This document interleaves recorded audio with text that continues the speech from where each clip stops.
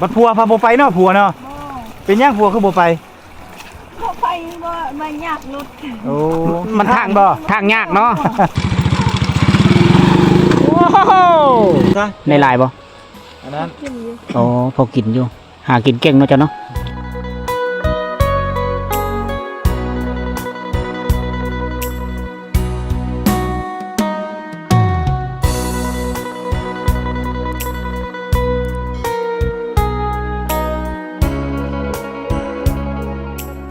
สบายดีอีกทีนึง มาพร้อมกับสายฟ้าสายฝนตกลิ่นฝนฟอยพายุลมแดงเข้ามาฝนตกฟ้าขนองทุกคนเลยทุกพื้นที่ในสปป.ลาวเฮานี้หรือว่าอยู่ประเทศไทยก็น่าจะตกคือกันบ่เนาะแต่บ้านเฮานี่ฝนตกน้ำโหยหลายเห็นบ่นี่ตามถนนทนทางมีแต่น้ำกับน้ำในช่วง2 เดือนก่อนช่วงชาวบ้านเฮากำลังคาดไห้ไถนากำลังปักดำเข้าหน้าปีฝนพันมีตกพี่น้องเอ้ยผู้บางคนก็ได้ซักเข้าเอาได้ดำได้ซักได้นำเฮ็ดคือเฮ็ดไห้นี่ได้เฮ็ดหน้าก็ได้บ้าตกมาฮอดฤดูนี้บันฮอดเดินสิงหาเดินกันยานี่แบบบ้าโธ่ฝนอันนี้น้ำจนท่วมอ่ะวันนี้สำหรับคลิปนี้พวกเราจะได้เดินทางเข้าไปบ้านเพิ่นเลยบ้านละปึ้งหรือบ้านละวึ่งหรือบ้านละปึ้งห่างจากเส้นทางตัวนี้ไปก็ประมาณ 3-4 ลักทุกคนนะพวกเราไม่เคยไปเทิบคือเอาการเดินทางครั้งนี้สำรวจที่มาที่อยู่อาศัยแล้วก็การเดินทางนะมันชิยะหรือมันสบายปะเดี๋ยวเริ่มไปติดตามการเดินทางนำกันทุกคน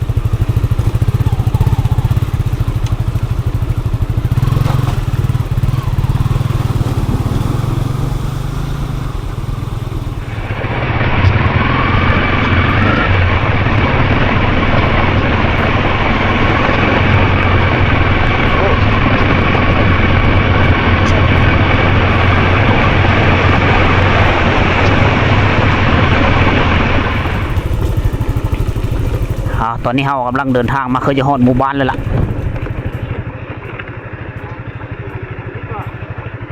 บ้านเจ้านี่ฮอดแล้วบ้านนี้บ้านเจ้าบ้านละปึ้งบ้านละปึ้งบ้านละปึ้งอันนี้เขาทางยังทางโฮจิมินห์บ่ตะก่อนนี่ทางโฮจิมินห์โอ้ประเทศวัตถุทางจังหวัดตราดค่ะอยู่บ้านนี้แต่ว่ารถนี้เข้าไปได้อยู่บ่เข้าไปได้เนาะพากันไปซ่อนป่า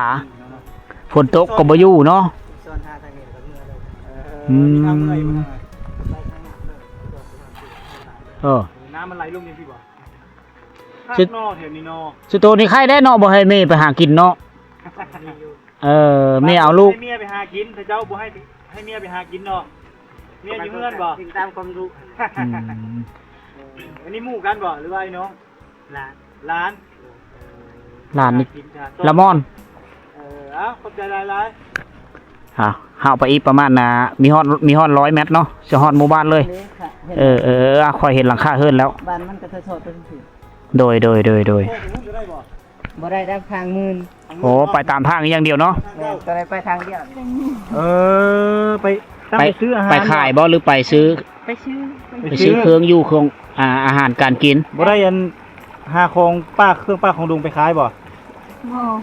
ตั้งไปซื้อนี่ย่างไปบ่ครัวขาดเลยได้เนาะไปบ่ได้เลยเนาะครัวกำลังเปลี่ยนเมื่อบ้านเลยนี่เมื่อบ้านใดบ้านกลางบ้านกลางฝากคุณบ่ใต้โคเล็กไปข้ามไปเบื้องนั้นประมาณได้แล้วประมาณ5 กิโลเนาะ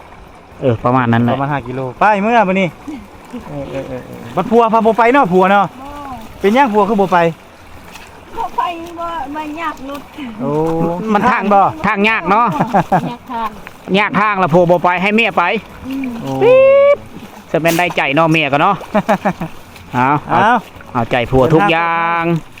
อันนี้บ่ทางเข้านะฮะทางเข้าบ้านซักก่อนนี่บ้านยังไปบ้านละปึ้งไก่บ่จักลักเข้าไปนี่บ่จัก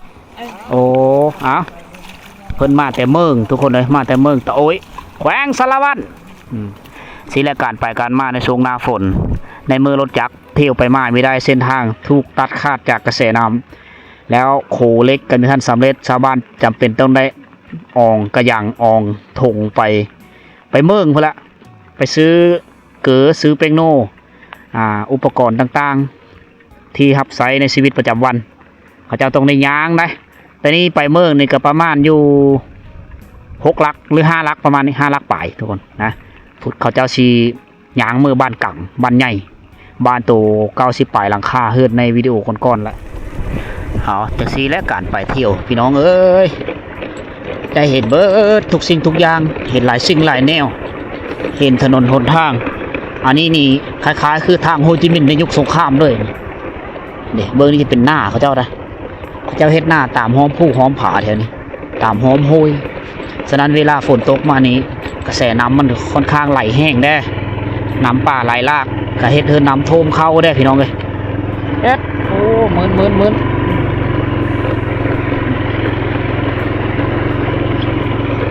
พิ่งคนนำนี่อันนี้เฉพาะเดินทางนั่นนี่เดินทางซ้ำน้ำห้วยแล้ว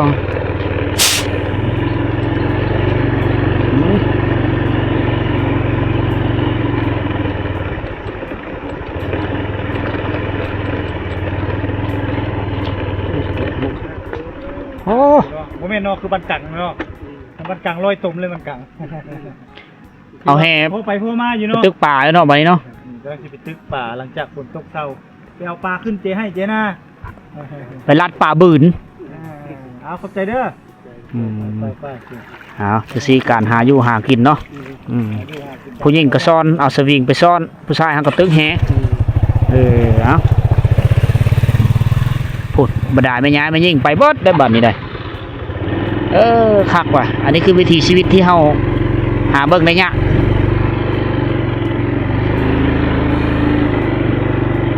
ถึงว่าสิอยู่บ้านป่าบ้านดงก็ตามแต่เขาเจ้าหากินแบบสบายมีความสุขกับการใช้ชีวิต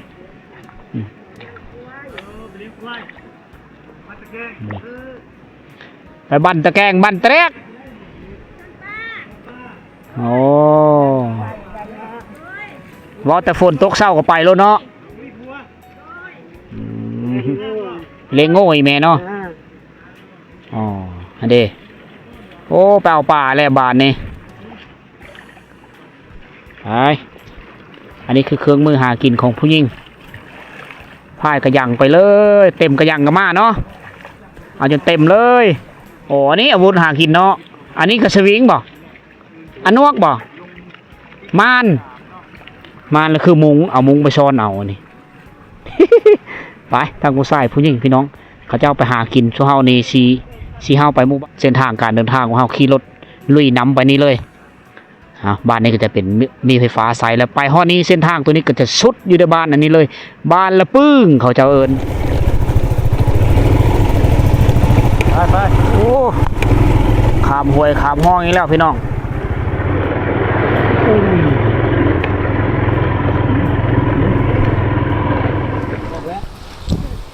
เจ้าห้องไหนสาวไปเลยว่าเฮ้ยสาวเมื่อไรสาวยังก็ปีกรถก่อนซื้อยังนักความเข้มๆอีกซื้อยังเจ้าซื้อผ้าสาวพาไปกับน้องโอ้ยตุ่นนี่นะน้องนะกันเนาะหาโนไม้คือบอกเอาเสื้อยางให้น้องได้ละเด้อสบายดีไม่มอมบ่ลุยรถแล้วลุยคักเนาะเพื่อมาตั้มแท้บ่อนนังนะรัดแปลงแต่งเอาเองเลยเห็นบ่โดยเฮ็ดเองเนาะโดยงบประมาณมันบ่มีเที่ยวใช้เด่นต้องเที่ยวใช้เด่นเอาลองมาดูบืนน้ำได้อยู่บ่ได้เนาะเบิ้งเลือกเติมก็โอ้โหแจ่มไปบ่ขี่รถน้ำลุงนี่ขี่น้ำลุงบ่คือสิบกาเนาะบกาเนาะพาน้องเมื่อซะในลายบ่อันนั้นโอ้พอกินอยู่หากินเก่งเนาะเจ้าเนาะไปพาน้องเมื่อไปยังเจ้าน้อยหนาวเจ้าบ่ได้หนาวน้องนี่หนาวเนาะเอาน้องเด้อขอบใจเด้อสาวเด้อสาวผ้าบ้านกังบ้านใหญ่เลยบ่บ้านตัวใหญ่บ่แม่นบ้านตัวใต้โคเล็กไปหั่นกังบ่มีโรงเรียนน่ะเด้โอ้กังนั้น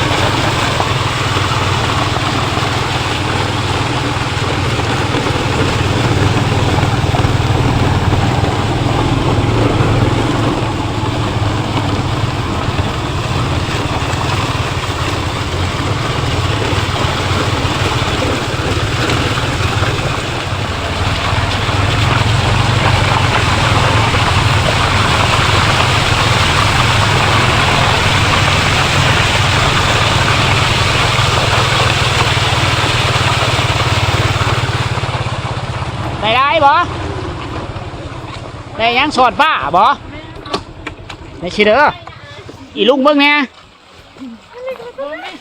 บ่มีคันมีเฮ็ดอะไรอ๋อมีผักบงมะกล้วยมาแต่สวนสอนป่าอ๋อสอนมาแต่ไสนี่มาแต่บ้านเลยเจ้าอยู่บ้านกังโอ้ไปหาโซนได้มากล้วยบ่นี่ลูกบ่2คนนี่ลูกหลานเอาลูกเจ้าไปชื่อซังบ่ได้มาหรือบ่มีลูกมีแล้วแต่ว่าบ่ได้มานำโอ้เสียแล้วเอาโผนี่คือบ่มานำซะไปเฮียนโอ้ไปเฮียนโอ้มันอยู่ไกลได้ลายบ่เบิ้นเอาบังเนาะโอ้เอาบังยังจะเอิญโอ้มีอะไรยังพร้อมไม่ยังนี่อะไรยังจะเอิญอะไรยังบ่โอ้หนาววะสงแงดเนาะโอ้เอาอันนี้ซ่อนไปเนาะเอาปลูเปลมาทั้งเลยพวกนี้นะปลูกแต่ป้าอ๋อบ่เมื่อกี้นี้นะครับป้าบ่โอ้ปบกอง ไปโดนแล้วบ่ซ้อนนี่โดนแล้วบ่หากะมาโอ้สีซ้อนเลาะขึ้นไปพูดเลยบ่ฮะเปาะจุอ๋อตามทางซ้อนตามทางขึ้นไปเลยดูเนาะสุดเจ้าหากินเนาะฝนตกนี่ก็ไปเนาะโอ้โหพูดได้ไปกับหลานจะเจ้าอยู่บ้านกังตัวใหญ่ครับบ่ตัวใต้บ้านละบ้านตัวทางไปนี่บ่ทางไปอ่ะบ้านตัวน้อยนี่คุมบ้านอย่างก็บ้านสละบ้านสละโอ้อันนี้คือการหาอยู่หากินในช่วงยามฝน เห็นทุกคนทมิตรระปบเฮาป้าปู้เราไปลีอยู่หรือเปล่า อันนี้ได้ทุกคนในการหาอยู่หากินในช่วงฝนตกหากินเมื่อเลี้ยงลูกเลี้ยงโผได้ไม่ยิ่งนี่ค่อนข้างเฮ็ดเวหลายได้น้อยนึงหาหน่อไม้หาซ่อนปูซ่อนปลาเฮ็ดเลยมันจะกุมลูกกุมโผได้อันนี้คือนาเวลักของไม่ยิ่งในแต่ละมือนะแต่งงานไปปุ๊บแล้วชีวิตหลังแต่งก็ต้องคือนี้เลยทุกคนเลยอันนี้คือวิถีชีวิตของพี่น้องชนเผ่าแต่โอ้ยอยู่ตามสายทางนี่แหละเส้นทางเข้าไปบ้านละปึ้งนี่กับบ้านกังเป็นบ้านที่คือกันนะก็มีไก่กันไปเลยประมาณ3 ลัก4 ลักทุกคนเลยผู้บางคนก็ไปหาหน่อไม้อันนี้คือวิถีชีวิตผู้หญิงลาวในชนบททุกคนโดยเฉพาะคือชนเผ่าโตลงปฏิบัติตัวจริง แต่ยังน้อยก็เคยอยู่ได้ไปโซนอันนี้ได้เพราะว่าปลามันออกจากเสียให้เจนามันก็ลงมาตามทางหาอยู่หากินง่ายเห็นไหมเนาะจะได้อยู่บ่ไปซ่อนไปบ้างเข้าไปเลยไกลลูกเขาสิลูกดีได้เลยครบเลยครบถือครบเลยบ่มีครบเลยเนี่ยเริ่มก้อนเนาะเริ่มก้อนเธอได้มาครับกว้างพี่มาต้องได้เลยไปขอโคนไปต้องคิดให้จะตูเลยไปจะซ่อนอยู่นี่ได้อยู่บ่ได้เลยไปนั่งนั่นเลยนะนั่งท่ามาเลยไปซ่อนเอาโอ้เอาเก็บเฮ้ยนั่งท่ามาจับปลาเขานี่นะปลานี่เร็วๆขึ้นพ่อลุกเห็นบ่ปลาตะเมาเสียตะเมาจับใช่โอ้บ่ได้จักตูบ่มานเนาะโอ้ยผมมีจักตูไว้เนาะเจ้ายางเนาะเอาไปยางต่อล้างสิล้างอีกเบิ่งน้องสาวหนาวเลยเอาไปเลยพ่อเนาะทำอะไรเนาะมื้อนี้เฮ็ดได้กินเนาะไหมแกงกินเจ้าแกงเองเลยมั้ยบ่อ๋อแต่ได้แซ่บเนาะแกงเจ้าเฮ็ดกินทุกมื้อบ่อยู่เฮือนเจ้าบางเทื่อก็เอ้ยอ๋อบ่มีเอ้ยไผบ่อ๋อมีแต่แม่กับเจ้าเนาะถ้าบ่มีเอ้ยไผเนาะ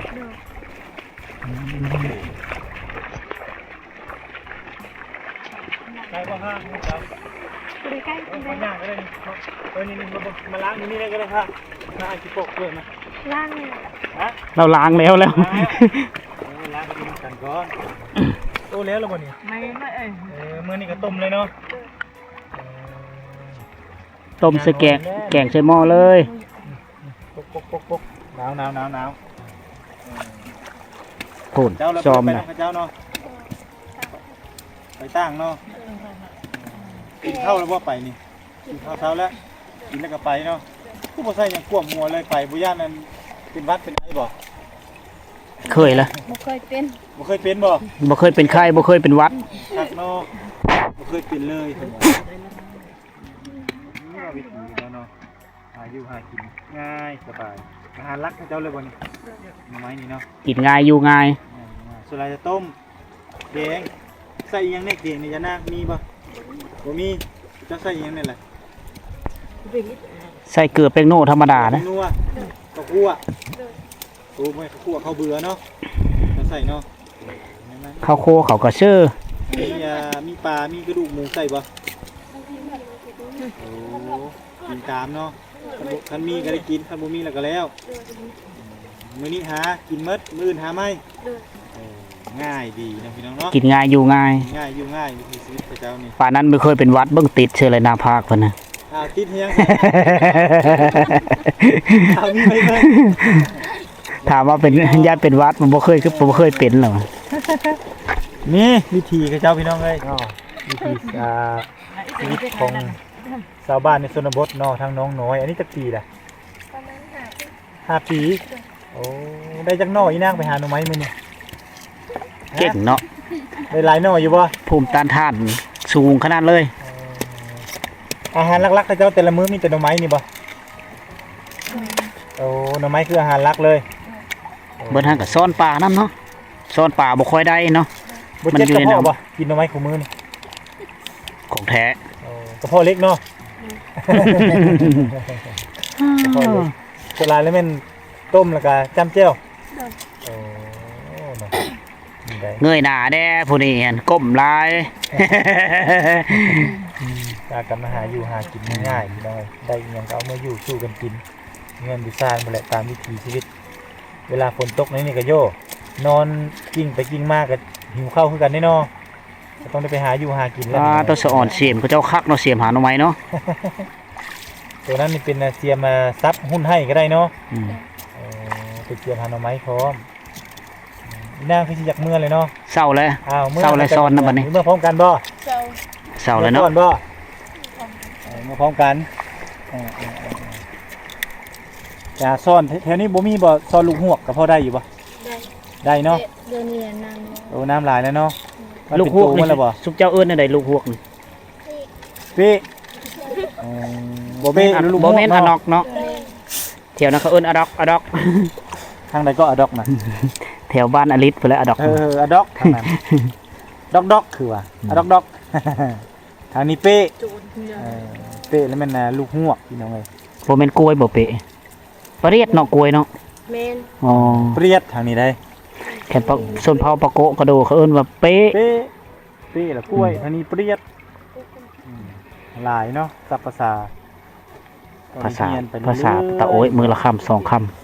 ำ โอเคเด้อ มุกขอบใจหลายๆนี่ทางใดทางกระปูเพราะว่าเลี้ยงก็ได้เนาะ ขอให้หาได้มัน กระปูเลี้ยง อืม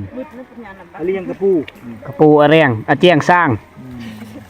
เจียงละสร้าง อืม โอ้นี่กระปู เมื่อแล้วบัดนี้ ตัวนี้น้อย เมื่อพร้อมกันเลยเห็นบ่ โอ้ ไปเมื่อ โชคดี ได้เป็นวัดเป็นได ขอบมกขอบใจหลายๆเด้อ มุกขอบใจหลาย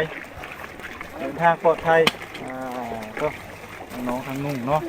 ม่วนพี่น้องเลยแบบนี้ที่ฮอดอดีตสมัยเป็นยังน้อยๆนี่แหละหาอยู่หากินเนาะจะได้จะบุกมาได้ปูได้ป่าเนาะได้แต่หน่อไม้เนาะโอ้ ตอนนี้คอยกับเบาตุกวิธีเล่าได้เดินทางมาฮอดเทศบาลเมืองโตยแขวงสารวัน อันนี้คือแม่น้ำเซละนองในมื้อนี้ทุกคนเลยน้ำนี่แดงฝนตกเบิดมือเบิดคืนใช้เวลา2 มื้อ 2 คืนนี่ฝนตกน้ำนองและน้ำป่าไหลหลากจากห้วยน้อยห้วยเยอะไหลโฮมเข้าสู่สถานที่แห้งนี่แห้งเดียวทอนโฮมน้ำบรรดาน้ำมาเชื่อน้ำเซกระแดงจึงคืง ถ้าว่านำท่วมเมืองโตยนี่อยู่ภาคใต้อยู่เตอร์น้ำนี่ท่วมไปเลยเอาเพื่อเราไปเห็นผู้สาวแล้วเฮ้ยฮะ นุ่น เห็นผู้สาวแล้วบ่ นุ่นพี่น้องเนาะ สาวเพื่อวะ สาวนุ่น สาวนุ่น นุ่นวรนุช นุ่นวรนุช ชื่อนุ่นเนาะ เฮือนไก่บ่ไก่จากนี่บ่ไก่บ่เฮือนไหน ใกล้ๆนี้ โอ้ย หลังนี้บ่แคมทางนี่บ่หรือว่าอยู่ในแคมทางนี่รถในห้างแปลงรถนี่บ่ โอ้มาลินนี่ทุกมือบ่ทุกแรงบ่ ถุงมืออยู่โอ้ห้างเปิดเป็นห้างซ่อมแปลงให้ซ่อมแปลงเจ้าบ่ให้ซะให้บ่ โอ้มาเจอสาวนุ่นมานี่สาวลาวเผาโตยเอาไปแล้วเฮ้ยไปแล้วฮะบรรยากาศยามแรกนี่ชาวบ้านนี่กำลังลูมมาแต่ตลาดเลยเขาจะเอาไปขายเครื่องขายของผู้บางคนก็มาเที่ยวมาชมวิวในยามแรงโอ้เบิ่งกว่าฟ้าหลังฝนควันตัวตัวอยู่ เข้าเร็วๆขับไปไวมาแต่ทางได้ มาแต่ตลาดได้หยังเมื่อนอนเมื่อนี่ ได้อีหยัง หมักแต้ง ได้อีหยังแน่ไอ้ผู้โอ้ผู้สาวชื่อเกิดบ่ผู้สาวลูกสาวบ่นี่ฮะโอ้ไม่เข้าเลยเนี่ยไม่เข้าเลย ไม่เท่าเนาะโอเป๊ะแล้วหันเอาบ่จองนี่ เมื่อบ้าน บ่ ใด คัน นี่ ผม ก็เมื่อบ้านใด นี่แหละบ้าน ใกล้ๆนี่แหละโอ้ย่างไปเอาบ่มีรถจักรบ่ หาฟิวยามแรงอยู่ที่เทศบาลเมืองโตยก็จะประมาณนี้พี่น้องเลยผู้คนเที่ยวไปเที่ยวมาผู้บางคนก็ออกกระผ้าไปตลาดเอาพักมีซีซ่อมเอาเครื่องปุหัวหอมไปขายไปนั่งขายอยู่ตลาดแรงเพราะว่าเมืองโตยนี้มีตลาดแรงไงคันว่าอาสะพรแขวงสวรรค์จะมีตลาดเสาแต่ละเมืองมีคือกันการจัดวางการตลาดยูเซปัวก็จะมีตลาดเสานำเอาพาทุกคนมาชมวิวในยามแรงๆพี่น้องควันตรวจฟ้าหลังฝนงดงามเสมอเมืองโตยเป็นเมืองนึงเป็นเมืองผู้ดอยของแขวงสารวันเคินว่าชนบทลาวใต้พี่น้องเลยพูนน้ำแดงจุพูนจะเป็นแกงได้ถ้าเข้ามาช่วงหน้าแรงยามเดือน4เดือน5น่ะจะเห็นชาวบ้านลงไปนั่งกินลมชมวิวยูเซ่นี่แหละในช่วงหน้าแรงในช่วงหน้าหนาวนะผู้คนกระดังไฟฟิงอยู่แคมเซ่ก็เป็นบรรยากาศอีกอันนึงถ้าว่าเพลอมีเวลามาทางเมืองโตยก็มาเที่ยวได้งามโดยธรรมชาติภูผาป่าไม้พี่น้องเอ้ยวิถีชีวิตแบบดังเดิมแถวนี้